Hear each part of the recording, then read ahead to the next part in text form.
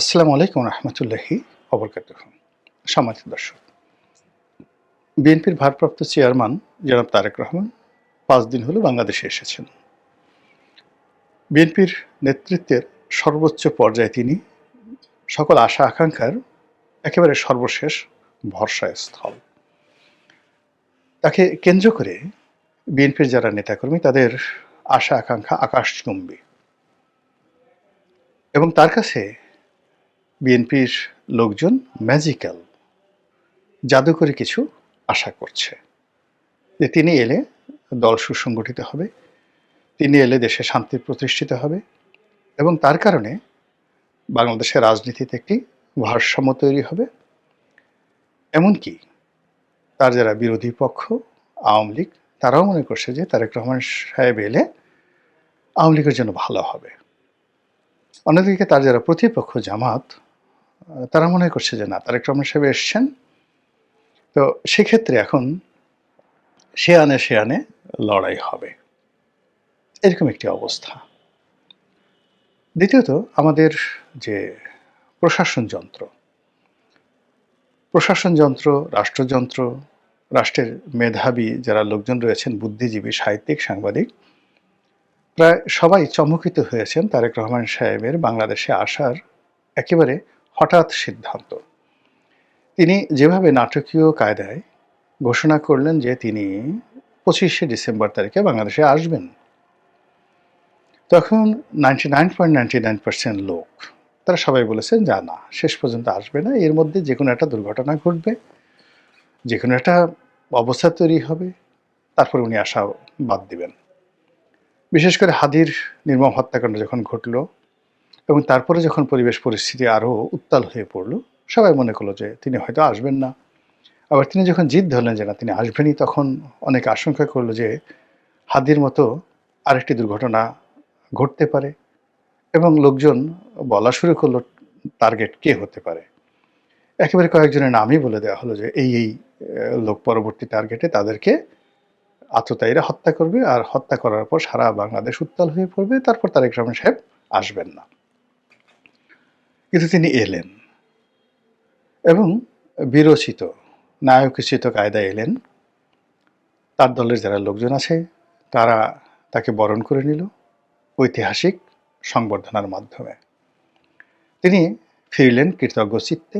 17 বছর পর দেশের মাটিতে পৌঁছে যতটুকু আবেগ দেখানো দরকার, যতটুকু ভদ্রতা দেখানো দরকার, কৃতজ্ঞতা দেখানো দরকার, বিনয় দেখানো দরকার, এখনো পর্যন্ত তার কোনো ঘাটতি আমরা দেখিনি। তার হাঁটা চলার মধ্যে বিনয়ী ভাব, চাহনিতে নম্রতা, ভদ্রতা এবং কৃতজ্ঞতা, এবং একই সঙ্গে তিনি কথা কম বলেন। এই সময়টাতে ভীষণ রকম কথা কম বলেন, সুন্দর করে হাসেন এবং দলীয় যারা নেতাকর্মী তাদের সঙ্গে সহজতে একটি সম্পর্ক স্থাপন করার চেষ্টা করেছেন। এর বাইরে যেটা হয়েছে সেটা হলো যে তিনি কারো সমালোচনা করেননি। নিজের যে রিগ্রেট, সেই রিগ্রেট তিনি প্রদর্শন করেননি, কারো বিরুদ্ধে বিষোদ্গার করেননি, কাউকে গালিগালাজ করেননি, প্রতিহিংসা তিনি চরিতার্থ করেননি। এটা ইতিবাচক দিক। সেও এই যে ইতিবাচক দিক, সেই ইতিবাচক দিক নিয়ে, ইতিবাচক বিষয়াদি নিয়ে, কর্মকাণ্ড নিয়ে গত 5 দিন ধরে তিনি কি করেছেন। ভোটার হয়েছেন, ভোটার তালিকায় নাম অন্তর্ভুক্ত করেছেন, নির্বাচনের যে মনোনয়ন 2টো আসনে দাখিল করেছেন, বিএনপির যে চেয়ারপারসনের কার্যালয় আছে সেই কার্যালয়ে তিনি অফিস করেছেন, বিএনপির পল্টনের যেটা অফিস সেই অফিসে তিনি এসেছেন, জনগণের উদ্দেশ্যে বক্তব্য দিয়েছেন। তারপর ওসমান হাদির যে কবর হয়েছে সেটি জিয়ারত করেছেন, তার পিতার কবর জিয়ারত করেছেন, সাভারে গিয়েছেন, জাতীয় স্মৃতিসৌধে, তার শ্বশুর বাড়িতে গিয়েছেন। তো এই সকল কাজগুলো করেছেন। তারপর তার যে নির্বাচনী প্রচার প্রপাগান্ডা সেগুলোর ব্যাপারে তিনি সিদ্ধান্ত নিয়েছেন এবং ইতিমধ্যে যে কাজটি করেছেন, তিনি লন্ডনে থাকা অবস্থাতেই তার দলের যে বাদবাকি নমিনেশন ছিল সেগুলো ঘোষণা করেছেন। দলের যে সকল লোকজন যাদের সঙ্গে তারা জোট করবেন, এই সিদ্ধান্ত তিনি দেশের মাটিতে পা রাখার আগেই দিয়ে দিয়েছেন। যেমন আন্দালিব রহমান পার্থ, নুরুল হক নুরু, জুনায়েদ সাকি, তারপর ববি হাজ্জাজ, এদেরকে অন্তর্ভুক্ত করা, এদের সঙ্গে ঐক্যজোট করা, রাশেদকে, নুরুল হক নুরুর যে সেক্রেটারি, তাকে দলে ঢুকানো, ইত্যাদি নানা রকম। রেদওয়ান আহমেদ এলডিপির সাধারণ সম্পাদক, তাকে বিএনপিতে যাকে বলা যোগদান করানো, এই কাজগুলো যেগুলো স্পর্শকাতর, বিতর্ক হতে পারে, তার বর্তমানে এই জিনিসগুলো হলে হয়তো অনেকে বিতর্ক করতো, কিন্তু এই কাজগুলো তিনি বাংলাদেশে পা রাখার আগেই এই কাজগুলো করে ফেলেছেন। তো কাজেই এখন পর্যন্ত আপনি যদি দেখেন যে তার প্রায় সব কর্মকাণ্ডই যুক্তিযুক্ত, সায়েন্টিফিক এবং যাকে বলা হয় নিয়মতান্ত্রিক, নিয়মের মধ্যে থেকে তিনি এই কাজগুলো করেছেন। এখন প্রশ্ন হলো যে তিনি এই যে সামনের যে দিনগুলো বা যে সময়গুলো রয়েছে, সেই সময়গুলোতে তার এই নিয়মতান্ত্রিকতা, তার ধারাবাহিকতা, তার এই ভদ্রতা, সব কিছু মিলিয়ে তিনি কি কাঙ্ক্ষিত মাকামে বা গন্তব্যে পৌঁছাতে পারবেন কিনা, বিজয়ী হতে পারবেন কিনা এবং প্রধানমন্ত্রী হতে পারবেন কিনা। এখানে একটা কথা বলতে হয়, আপনি যদি বিএনপির অতীত ইতিহাস দেখেন, তাহলে বিএনপিকে বলতে হবে সৌভাগ্যের বরপুত্র। তারা যে কয়বারই ক্ষমতায় এসেছে, নিয়তি তাদেরকে ক্ষমতা এনে দিয়েছে, এবং সেই ক্ষমতাগুলো যে কয়বারই আসছে, তারা কখনো কল্পনা করেনি তারা ক্ষমতায় আসবে, আউট অফ দেয়ার ইমাজিনেশন। কিন্তু যেই কয়বারই আবার তারা চিন্তা করেছে তাদের ক্ষমতা আসা উচিত, তারা ক্ষমতায় আসবে, বা তারা চেষ্টা করেছে, প্রায় সব ক্ষেত্রে তারা নিয়তির হাতে পরাজিত হয়েছে।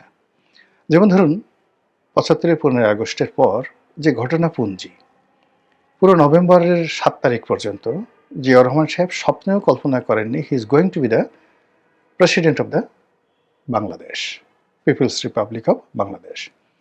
কিন্তু নিয়তি, সৌভাগ্য তাকে এমনভাবে করে দিয়েছে যে পুরো বাংলাদেশের মানুষ যেটা কল্পনা করতে পারেনি, তিনি সেটা হয়ে গেছেন। আবার তার শহীদ হওয়া, মৃত্যু হওয়া, এটাও মানুষ কল্পনা করতে পারেনি, কিন্তু সেই ঘটনাগুলো ঘটে গেছে। পরবর্তীতে যখন শহীদ প্রেসিডেন্ট জিয়াউর রহমান মারা গেলেন, জাস্টিস সত্তার ক্ষমতায় এলেন। বিএনপি যেটা কল্পনা করতে পারেনি যে জাস্টিস সত্তার যেভাবে ক্ষমতায় এসছেন, সেই ক্ষমতা থেকে তাকে বিচ্যুত করে একটি সামরিক শাসন জারি করা হবে, এবং সেনাবাহিনীর পক্ষ থেকে বিএনপির উপর যে স্টিম রোলার চালানো হবে, বেগম জিয়ার প্রতি যে স্টিম রোলার চালানো হবে, এটা আউট অফ দেয়ার ইমাজিনেশন।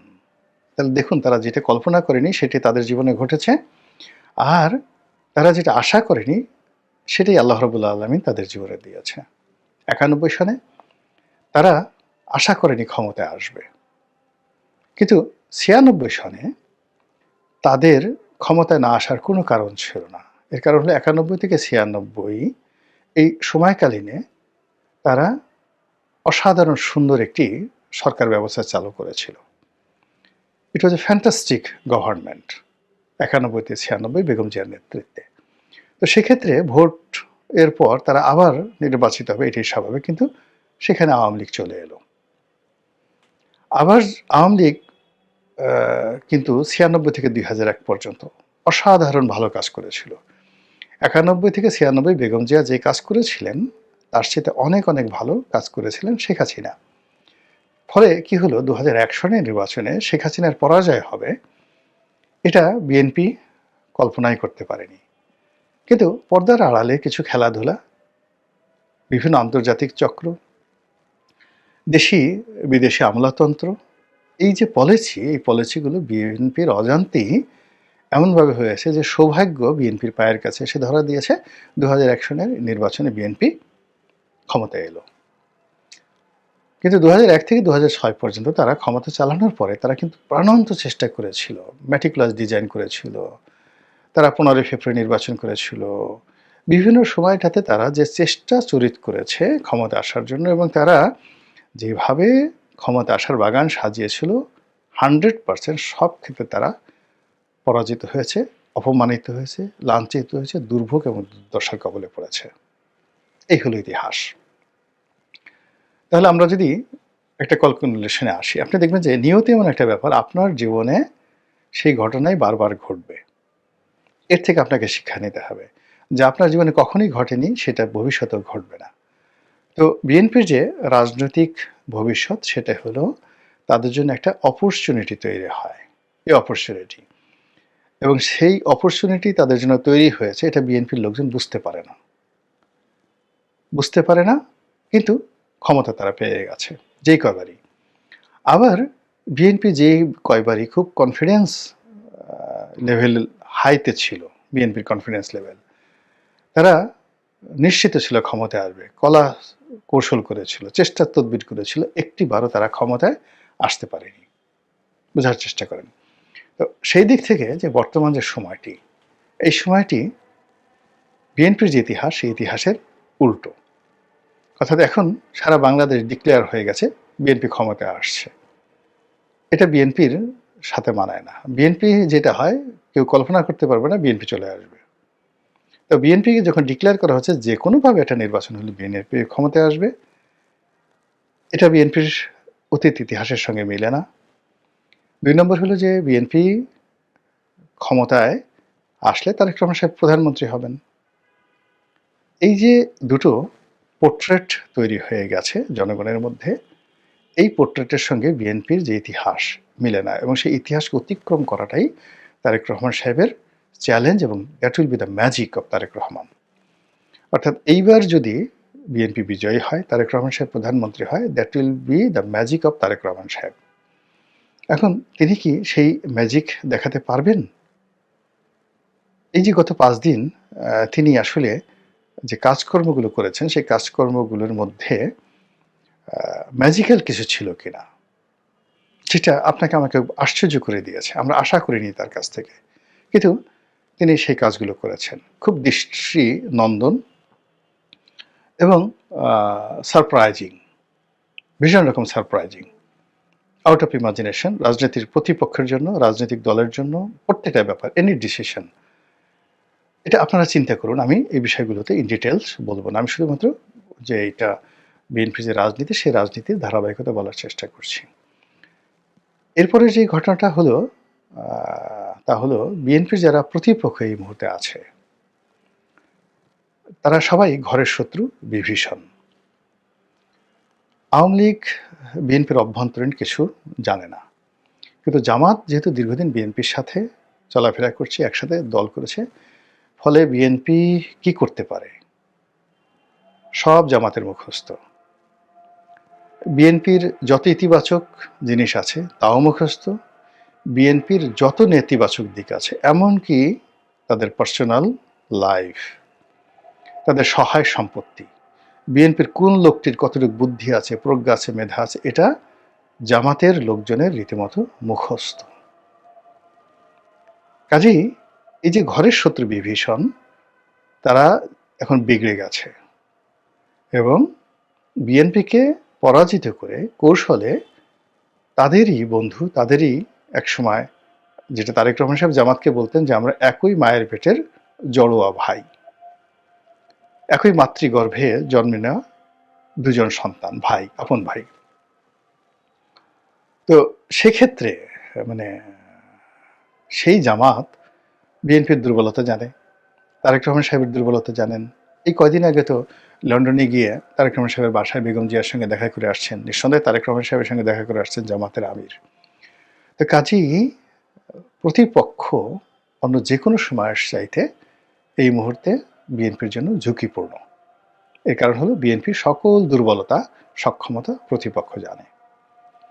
আর বিএনপির জন্য সবচেয়ে ভয়ঙ্কর এবং তারেক রহমান সাহেবের জন্য আরও ভয়ঙ্কর, বিএনপির জন্য ভয়ঙ্কর হলে বিএনপি জামাত সম্পর্কে তেমন কিছুই জানে না, তেমন কিছু জানে না। তারা মনে করে যে আমরা জামাতকে প্রতিষ্ঠা করেছি, এই আমাদের দয়ার পাত্র। আপনি যখনই কাউকে তাচ্ছিল্য করবেন এবং সেই তাচ্ছিল্যের ব্যক্তি যদি আপনার প্রতিদ্বন্দ্বী হয়ে যায়, আপনি ধরে নেবেন যে আপনার প্রাথমিক পরাজয় হয়ে গেছে। আপনি যাকে তাচ্ছিল্য করবেন সেটা আপনার বাড়ির কাজের লোক হোক বা যে হোক, এই তাচ্ছিল্যের সঙ্গে সঙ্গে সে যখনই আপনার প্রতিদ্বন্দ্বিতা হবে আপনি তার কাছে পরাজিত হবেন। এটাই ইতিহাসের নিয়ম, এটাই প্রকৃতির নিয়ম। আপনি চিন্তা করুন, কারো দারোয়ান, কারো পিয়ন, আপনি হুমায়ুন আহমেদের অয়ময় নাটক দেখেছেন। মির্জা সাহেবের বাড়িতে কাজ করতেন এক লোক, আবুল হায়াত। তো তিনি সেই মির্জা সাহেবের জমিদারি কিনে নিলেন। এর কারণ হলো মির্জা সাহেবের সকল দুর্বলতা আবুল হায়াত জানতেন। ফলে তিনি কৌশলে তার সেই পরিবারে অশান্তি তৈরি করলেন, তার ট্রেজারিকে দুর্বল করে দিলেন এবং নিলামে জমিদারি কিনে নিলেন। এটাই নিয়ম। একেবারে সাম্প্রতিক, দূরে না গিয়ে, নাটকে না গিয়ে বাস্তবে বলি, আমাদের দক্ষিণবঙ্গের রাজনীতিতে জনাব আনোয়ার হোসেন মঞ্জু, ইত্তেফাকের মালিক, কিংবদন্তি, এত মেধাবী এবং এত অভিজাত, তার সমপর্যায়ের বাংলাদেশের দ্বিতীয় কোনো পরিবার নেই। তিনি কেবল ইত্তেফাকের তোফাজ্জল হোসেন মানিক মিয়ার ছেলে নন। 25 বছর বয়সে বাংলাদেশ নয়, এশিয়ার সবচেয়ে নামকরা পত্রিকা ইত্তেফাক 60-এর দশক থেকে 70-এর দশক, 80-এর দশক পর্যন্ত এশিয়ার মধ্যে সবচেয়ে নামকরা ওয়েল সার্কুলেটেড পত্রিকা ছিল। সম্মানিত, কমার্শিয়ালি ভায়াবল, প্রভাবশালী সেই পত্রিকার সম্পাদক ছিলেন 25 বছর বয়সে। এবং সেই 25 বছর বয়সে তিনি প্রেস ক্লাবের সভাপতি অথবা ফেডারেল সাংবাদিক ইউনিয়নের সভাপতি, কোনটার একটা যিনি তিনি ছিলেন। তিনি বঙ্গবন্ধুর খুব ঘনিষ্ঠ ছিলেন। এরশাদ সরকারের পুরো জমানাটাতে তিনি প্রভাবশালী মন্ত্রী ছিলেন। 7 থেকে 8 বার এমপি ছিলেন। রাজনীতিতে বন্ধুবৎসল থেকে শুরু করে তার সততা এবং এলাকাতে তার যে কন্ট্রিবিউশন, এটা আমরা যারা রাজনীতিতে এসছি আমাদের কাছে একটা স্বপ্নের বিষয়। তিনি তার নির্বাচনী এলাকায় একটা সময় শেষের দিকে পেরেছেন কিনা জানি না, সমস্ত হাট বাজার খেয়াঘাটের ট্যাক্স নিজের পকেট থেকে দিয়ে দিতেন। সব ট্যাক্স ফ্রি ছিল তার এলাকাতে। এই কাজগুলো আমি স্বপ্নে দেখতাম, কিন্তু এতগুলো হাট বাজার আমি যখন গেলাম নিজে দেখলাম, আমি দেখলাম যে ও মাই গড, আমার এলাকাতে গলাচিপে 10 মিনিটে এতগুলো হাট আছে। এক একটা হাট 30 লাখ, 40 লাখ, 50 লাখ টাকা ডাক হয়। এই হাটগুলোর টাকা আমি যদি নিজের পকেট থেকে দিলে একটা খেয়াঘাটের ডাক হয়ে যায় 20 লাখ, 25 লাখ টাকা, এ সম্ভব না। কিন্তু এই কাজগুলো তিনি করেছেন, সত্য মিথ্যা আমি জানি না, বাট আমরা শুনেছি। এমপি হওয়ার আগে শুনেছি, এবং স্বপ্ন দেখতাম যে আমি যদি কখনো এমপি হই তাহলে আমি এই কাজগুলো করব। এইরকম একজন জনপ্রিয় মানুষ, যিনি নিজে এমপি হয়েছেন 7-8 বার, তার স্ত্রী এমপি হয়েছে, নির্বাচিত এমপি তাসমিমা বেগম, সেই মানুষের পরাজয় ঘটেছে। তার একজন পিএ ছিলেন, প্রাইভেট অ্যাসিস্ট্যান্ট, নাম যেন মহারাজা না কি। এই যে সর্বশেষ নির্বাচন হলো, সেই নির্বাচনে আনোয়ার হোসেন মঞ্জুর সেই পিএস বা পিএ, এপিএ মহারাজা, সে এমপি হয়ে গেছে। এই বৃদ্ধ বয়সে এই লোকটা এই শোনার পর অনেকটা পাগল হয়ে, উনি তো মানে অন্য মানুষ হলে তো পাগল হয়ে যেত। এইরকম যে মানে যখন একটা ঘটনা ঘটে নিয়তি, আপনি যাকে তাচ্ছিল্য করবেন, যাকে আপনি কাউন্ট করবেন না, তার দ্বারাই আপনার সবচেয়ে বড় অপমানটা হয়ে যাবে। তো সেক্ষেত্রে তারেক রহমান সাহেবের জন্য সবচেয়ে অস্বস্তিকর, সবচেয়ে ডেঞ্জারাস এবং সবচেয়ে বিপজ্জনক বিষয় হবে যদি জামাত এখানে রাষ্ট্র ক্ষমতা দখল করে। এখন তো দখল করেই আছে। আগামীতে যদি নির্বাচনের মাধ্যমে, ম্যাটিকুলাস ডিজাইনের মাধ্যমে জামাত রাষ্ট্র ক্ষমতা পেয়ে যায়। দ্বিতীয়ত, জামাত যদি প্রধান রাজনৈতিক বিরোধী দল হয়ে যায় পার্লামেন্টে এবং বেশ কিছু ভালো আসন পেয়ে, জামাতকে তো ধরে নেওয়া হয় 30-35টা আসনের বেশি পাবে না, কিন্তু দেখা গেল তারা 100 আসন পেয়ে গেছে। বিশ্বাস করেন, বিএনপির ঘুম হারাম হয়ে যাবে, তারেক রহমান সাহেবের ঘুম হারাম হয়ে যাবে। তো কাজেই এই মুহূর্তে বাকি যে সময়গুলো আছে, সেটা হলো তারেক রহমান সাহেবকে তার কর্মকাণ্ডে, চিন্তা চেতনায় ম্যাজিক্যাল কিছু দেখাতে হবে, জাদুকরী কিছু দেখাতে হবে, যাতে করে ভোট কেন্দ্রে ভোটার আসে, ভোট প্রশ্নবিদ্ধ না হয় এবং তিনি তার দলকে নিয়ে যে বিজয়, সেই বিজয়ের পথে সম্মানজনক একটি সংখ্যাধিক্য রাখতে পারেন। দলের অভ্যন্তরীণ যে মারামারি, হানাহানি, কাটাকাটি আছে, এটা যতটা সম্ভব তিনি কমিয়ে রাখতে পারেন, যেন তার দলের নেতাকর্মীরা দলে দলে বিএনপি ছেড়ে জামাতে না যায়। এই কাজগুলো যদি তিনি করতে পারেন, হয়তো তার যে রাজনৈতিক যে জীবন, সেটি অপ্রত্যাশিত এবং যাকে বলা হয় জাদুকরী একটা সফলতার মুখ দেখবে। অন্যথায় তার যে দুর্ভোগ দুর্দশা এবং তার যে কষ্ট, তার যে বেদনা, এটি অতীতের যেকোনো সময়ের চেয়ে বেশি হবে। আসমানের মালিক আল্লাহ, তিনি ভবিষ্যৎ জানেন। যেটি ভালো হয় আমাদের সকলের জন্য, সেটিই যেন আমাদের জাতীয় জীবনে ঘটে, এই প্রার্থনা করছি। আসসালামু আলাইকুম ওয়া রাহমাতুল্লাহি ওয়া বারাকাতুহু।